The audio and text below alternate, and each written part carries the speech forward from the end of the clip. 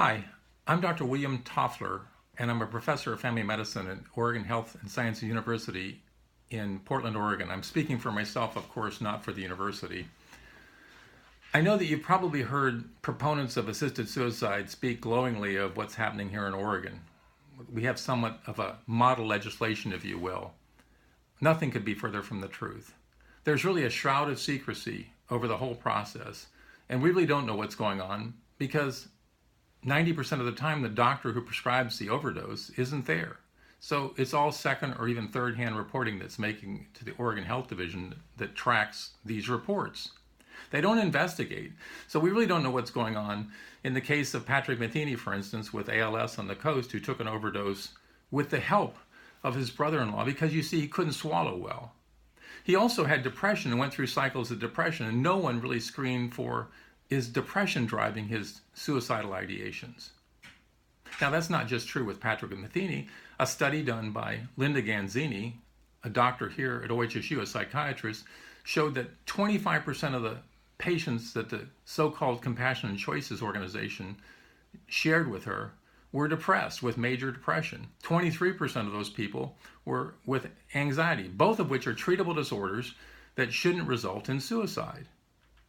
Now, this is not just true with that study with Patrick Matheny. It was true with Michael Freeland, who was the case of an individual with cancer who came to us wanting to end his life. He confused us with the so-called Compassionate Choices, that is our organization, which is Physicians for Compassionate Care, opposed to assisted suicide.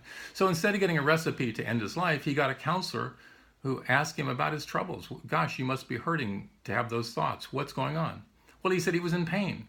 We got him in touch with one of our pain management doctors, got rid of his pain, but he'd been going through cycles of depression throughout his life.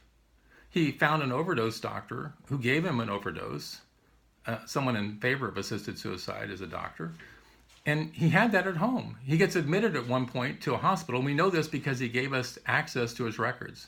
He's the only patient where we have access to the entire record.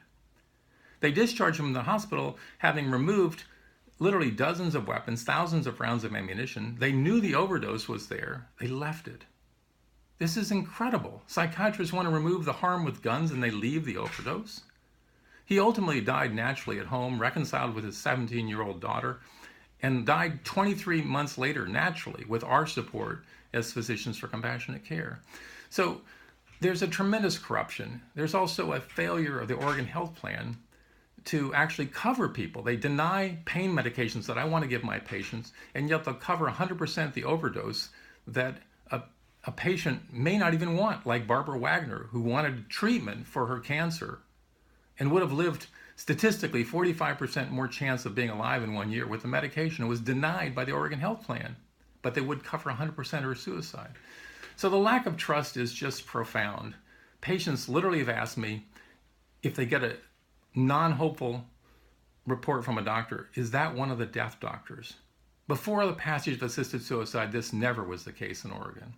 So I appreciate the opportunity to share this little bit of my perspective. I hope you read my longer testimony, and I'll be glad to answer questions either live or remote by video and audio.